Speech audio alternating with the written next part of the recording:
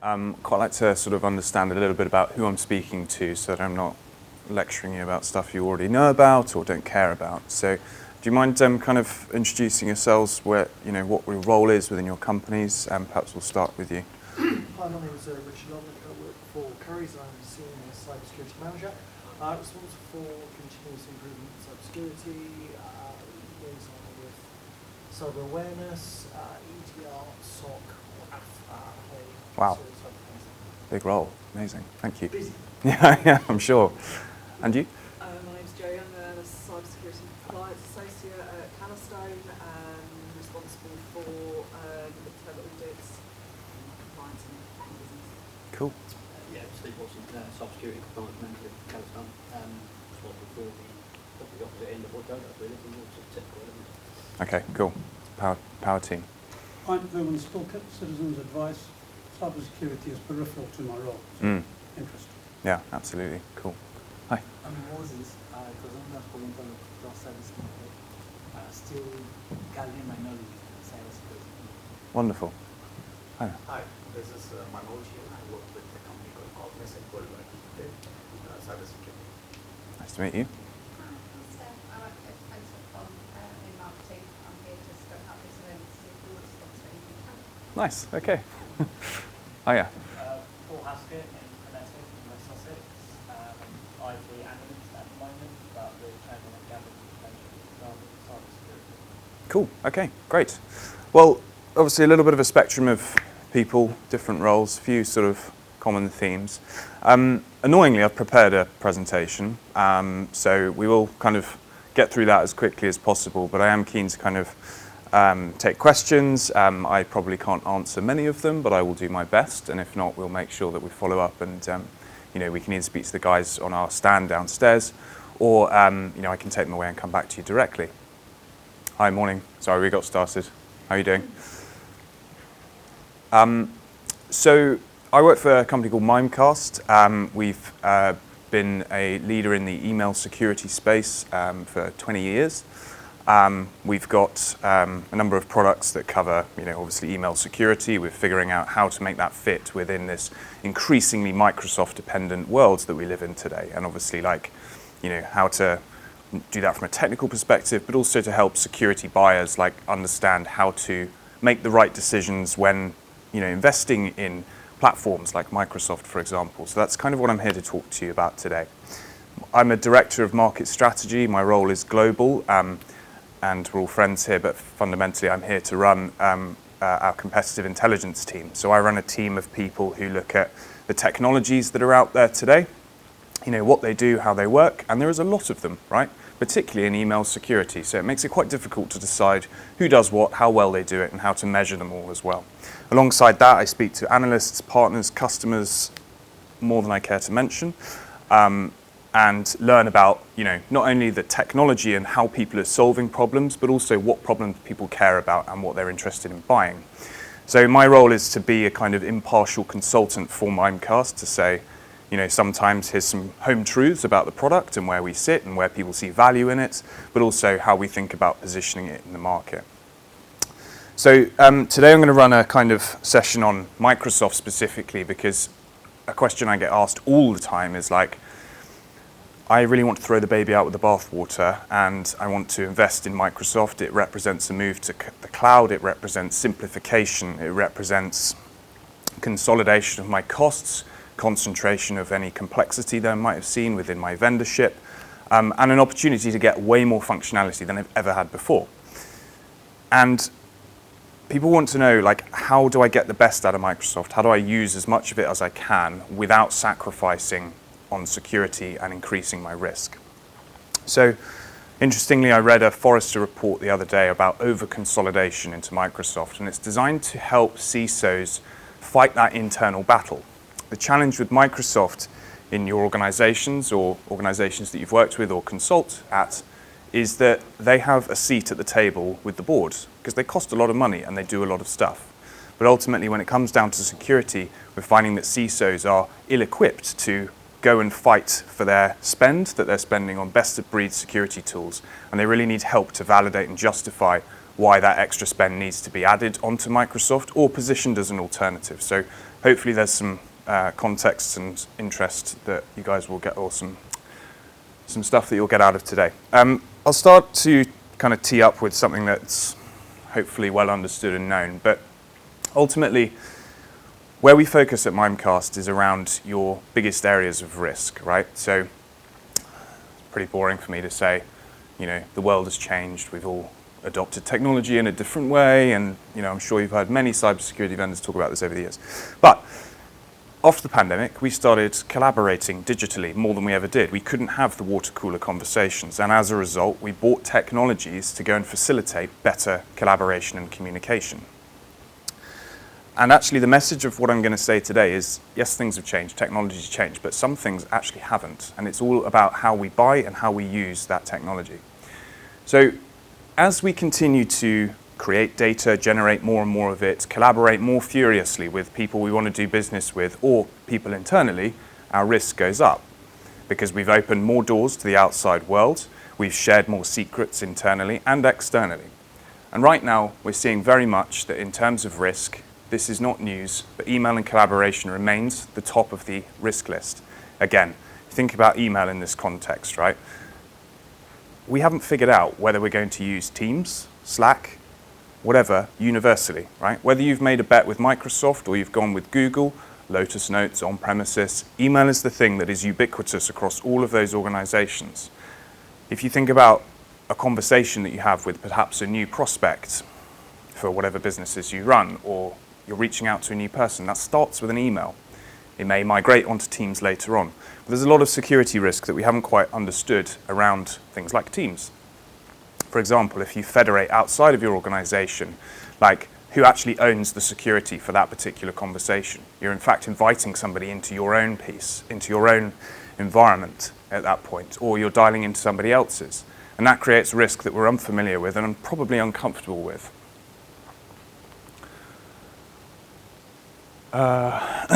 So fundamentally, when we think about email and collaboration, these technologies are brilliant and they're here to basically connect our people with each other and for those people to have good ideas, right? And within this, we create risk.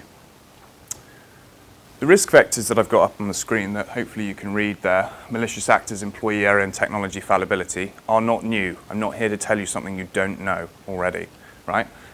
Actors act, people screw up, and things go wrong, right? But the decisions we make about the technology that we buy and invest in and depend on will impact how much these can affect us. And as Microsoft, for example, has become more and more popular, we've actually seen that these have become concentrated and more profound. So I'll go through this in a bit more depth, but malicious actors have one goal, right? Microsoft and Google and homogeneous cloud architectures have unified them. We now collaborate more than ever. We send more Teams messages. We reply to emails faster. We click on links faster. We open attachments faster. And within a single architecture, it's very possible that a single person can make a mistake. That could be at Microsoft's end. It could be at your end. A policy could be changed because they've got the rights, because you're craving simplicity. You're craving the ability to allow somebody to run everything all from one place. And then technology fallibility. This again could be the result of like an attack like we've seen with sort of DDoS attacks on particular environments. It could be that something goes wrong in your architecture. It could be something that goes wrong in Microsoft's architecture. Hopefully I'm preaching to the choir here, but ultimately we've got these three things that we're all very familiar with.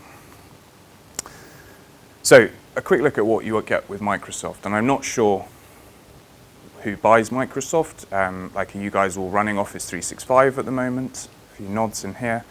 Or you're on a transitionary path, like, figuring out what do I need to buy from Microsoft at this point.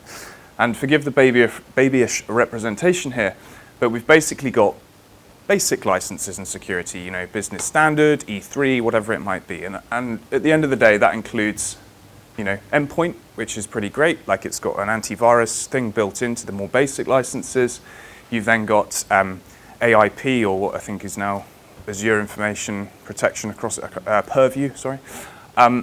And you've obviously got a degree of email protection as well. And it's important to note that that is where they've kind of gone, all right, we need to concentrate a little bit more security here because it's such a prevalent threat vector. So you obviously get antivirus, anti-spam included with Microsoft. and big mailboxes, the ability to apply litigation holds, etc. But I think we'd all agree that even if we're looking at this full consolidation into Microsoft, this isn't really enough to protect us. So we will be buying firewalls, we will be buying endpoint, we will be buying more email security. Or you can buy it with Microsoft. Sorry, welcome everyone. So with Microsoft, to again look at this and talk a little bit about how great this platform is, and when we look at E5, it becomes extremely compelling, right? It offers you that cost concentration, that complexity concentration, but also a little bit of risk concentration. From a security perspective, you've got pillars of Defender, right? You've got identity, so who's who in the zoo, what are they doing, what can they log into, what can they share? You've got collaboration security, Defender for Office 365, which now includes, advanced scanning for links, attachments across Teams, OneDrive, email. You've got better endpoint to go and hunt down those threats. And you've got Sentinel. I think that's still their logo.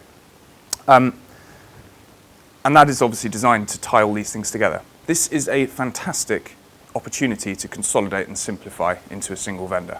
I get it. It costs a lot, but it is a great opportunity because you get to run everything from one place. You've got one throat to choke for support perspectives.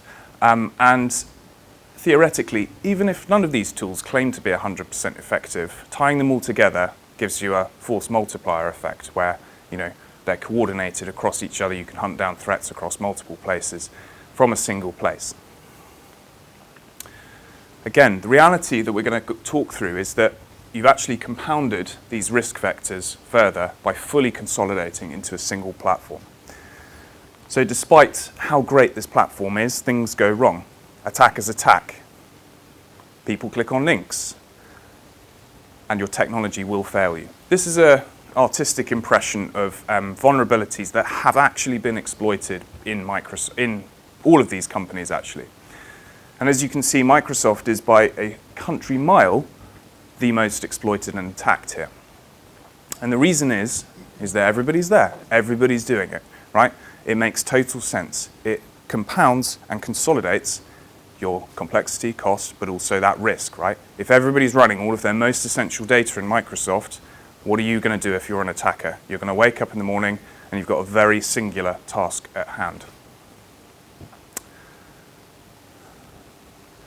The reason for this, hopefully I'm not laying it on too thick, and I will try and get through the slides as quick as I can because I'm sure we've seen a lot today and more to come. Something that we forget when we talk to buyers and analysts is that there is a positive correlation between technology adoption and how much that technology is exploited. Pretty simple, right? The more you use something, the more compelling it becomes for an attacker, right? The more sensitive the data, the more opportunities to trick, the more people, right? And we think about the technologies that we've adopted over the last 5, 6, 10 years, right? And we've seen that, that's actually an old stat, sorry, I think it's more like 400 million users. That's a lot, basically. I think about when we started with Zoom, got sent home in the pandemic, right? We saw Zoom bombing. We realized that actually this tool is great, but it's got some scaling issues. We need to implement password protection for those meetings. We've got Slack. We all saw the Uber incident a few months ago, and we're starting to see those tools getting used and abused by attackers just as much as they are us as technology users. We think about these big platforms like Google and Microsoft. Microsoft certainly is the business standard for most organizations today. That differs in industry, in age of organization, obviously, but certainly an interesting kind of trend appearing. Microsoft, as I said, is at the moment the business standard for everybody, and with 400 million active daily business users and licenses, it becomes very compelling. That's 400 million people to trick, 400 million generating more data as they go.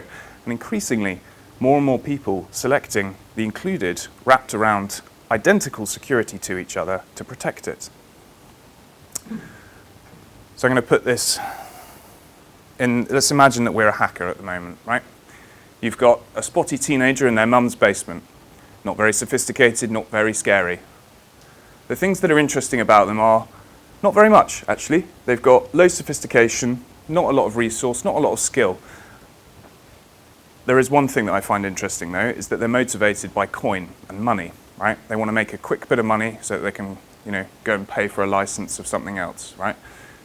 We're starting to see a lot of vigilante hackers as well. I'm not sure if people have seen that type of trend where people are trying to jump on the bandwagon of these global threats that come from a nation state. So I've seen a few articles about sort of unsophisticated players out there trying to contribute to the war effort or whatever it might be.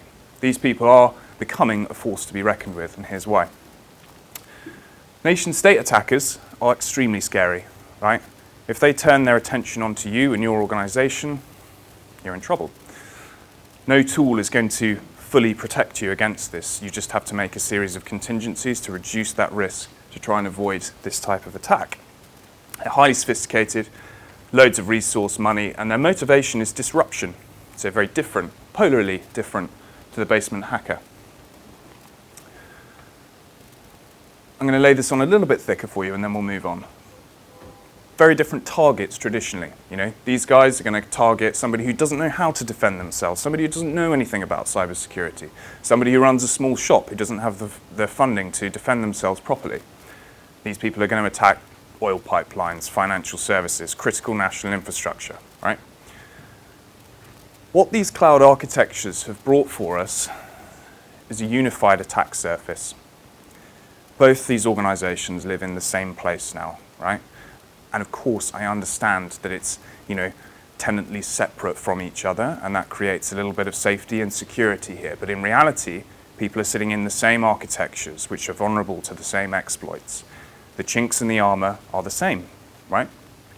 So if we think about this again from the hacker's perspective, highly advanced person is motivated to figure out where that chink in the armor is within this stack. If to cause the most chaos, they could then sell that to this person who can weaponize that exploit, share it around on the dark web. They might create a targeted phishing attack, for example, that is designed to impersonate Microsoft and steal credentials. They can then sell that to the basement hacker. Now, if we think about a threat that certainly last year we were all petrified of, ransomware, you might have the ability of each different type of attacker to check out, to cash out, to get what they wanted. So you've got an unsophisticated person looking to steal credentials and just make a quick bit of money. So that person can now phish with a sophisticated Microsoft-based credential harvesting attack, sell those credentials, maybe if they got one or two on the dark web, to somebody who can now infiltrate your organization. So they've got the Microsoft credentials of one person, they spread throughout the organization via Teams or email. They then pass that on again. They've harvested more credentials. They understand your business a bit better to an advanced persistent threat actor who sits, watches and waits, understands when to inject themselves into a communication pattern. And ultimately, from there, you can imagine that somebody probably in this room has the ability to deploy remote desktop access protocols, which is one of the most prevalent ways that ransomware is deployed. So essentially, our attackers are organized, they've all got their roles within the place, and they're all singularly focused on figuring out how to get to the richest treasure trove in Microsoft and Google. Does that make sense? I'm just going to pause there. A couple of nods, I'll take it.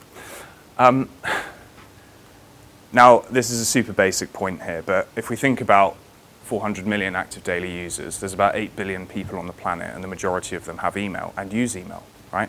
It is the thing that is unanimous between all of these technologies and platforms. Whether you're on-prem, Google, Lotus Notes, etc., email still remains king.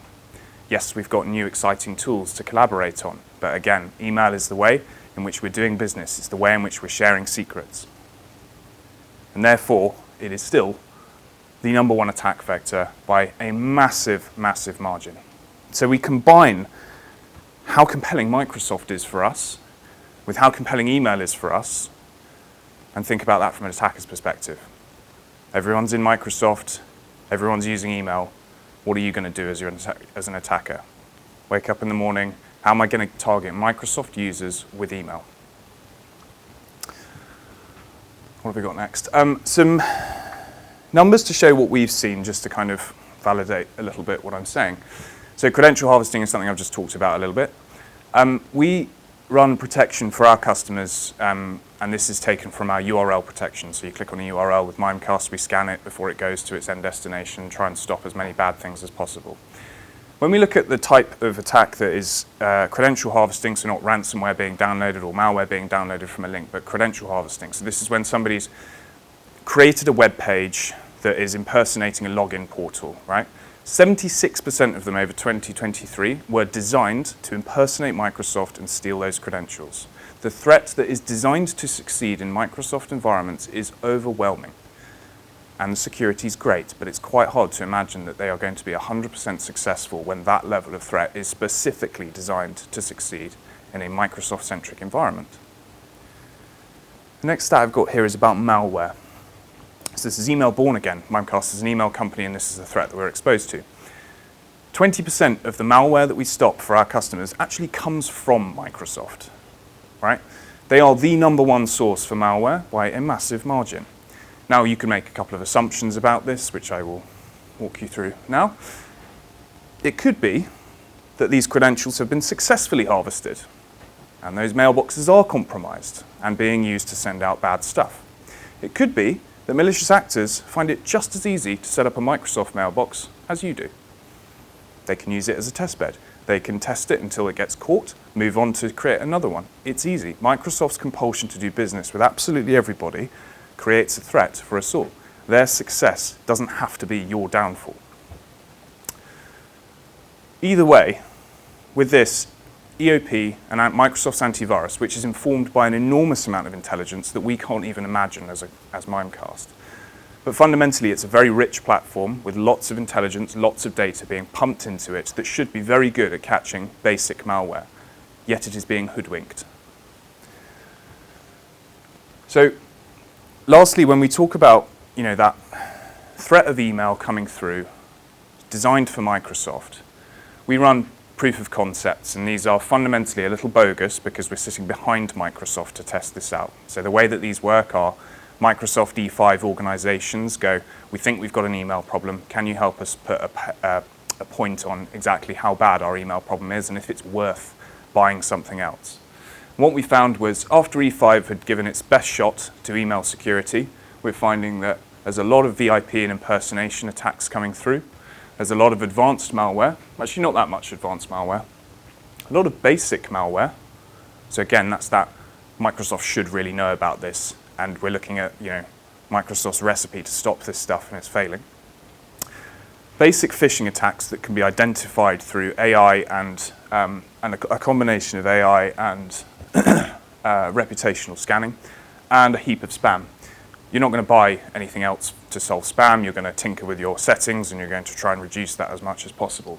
But if we think about how many million emails we receive across the course of a year, you suddenly think, actually, this starts to stack up.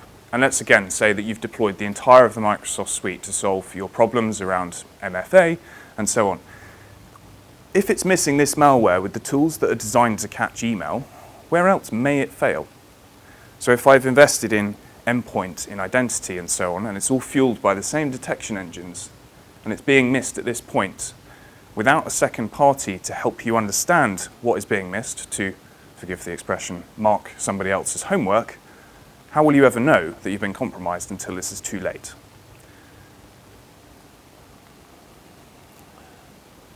So, what's our solution? I'll try and wrap up as quickly as I can now.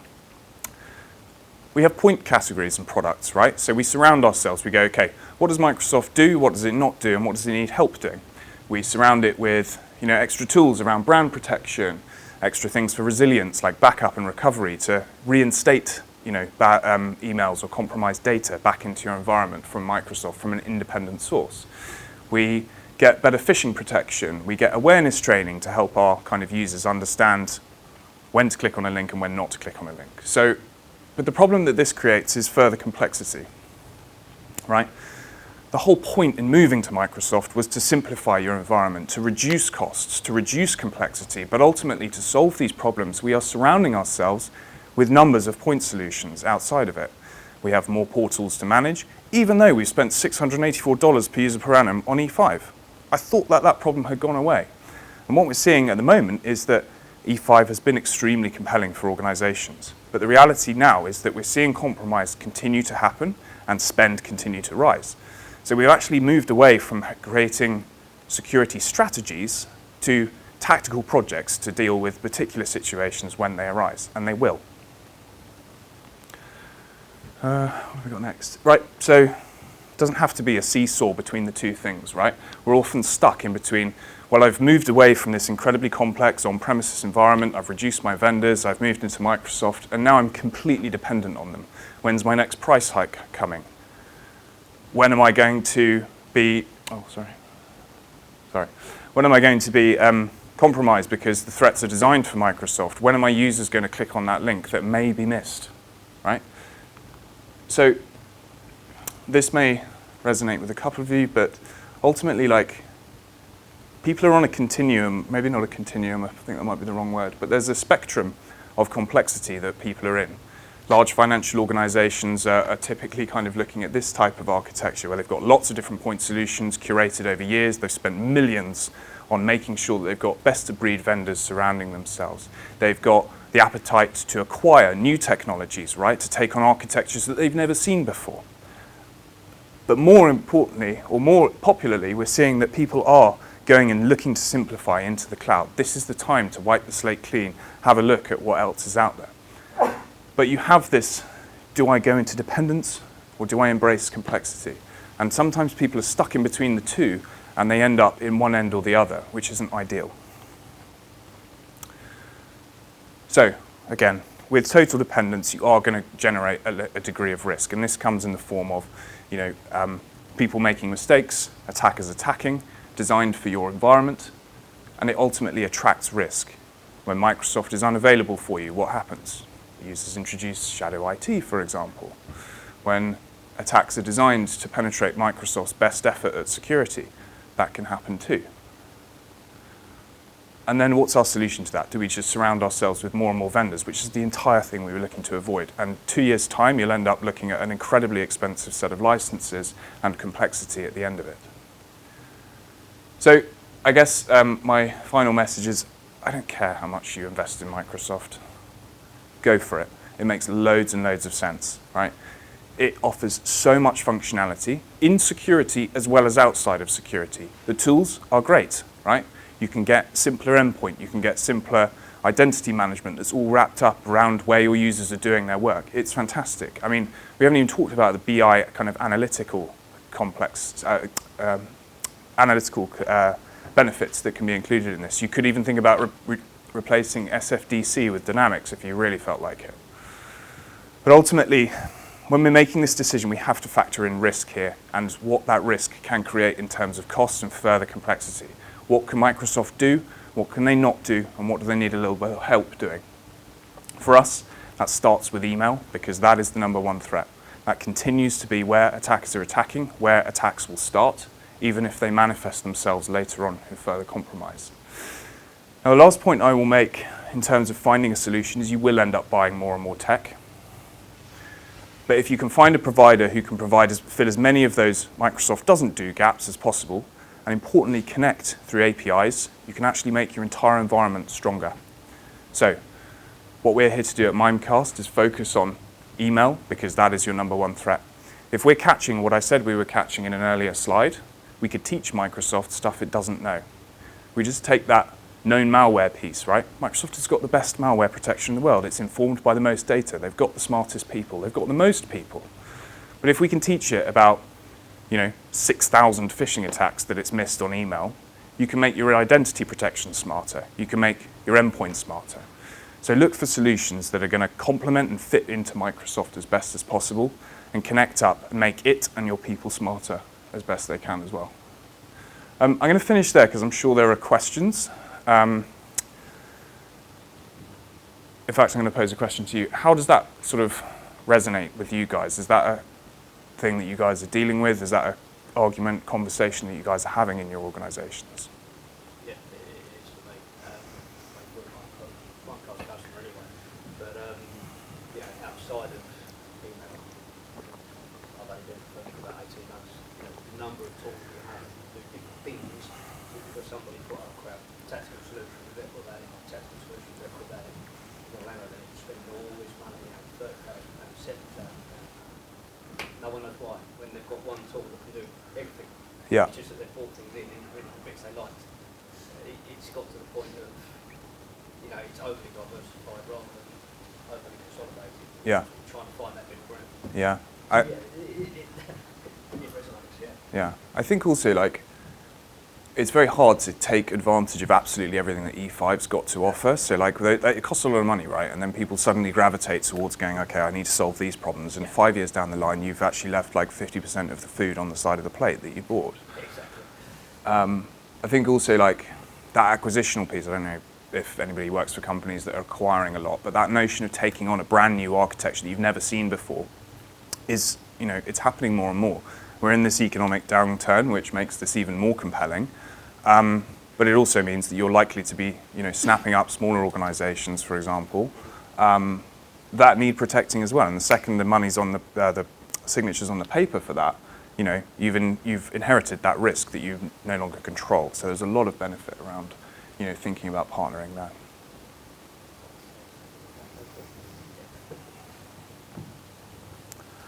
Cool. Anybody else? Any thoughts? Hi. One of the things we're seeing beyond email, like we were seeing that once we started locking down email, the attack started to become really more sophisticated.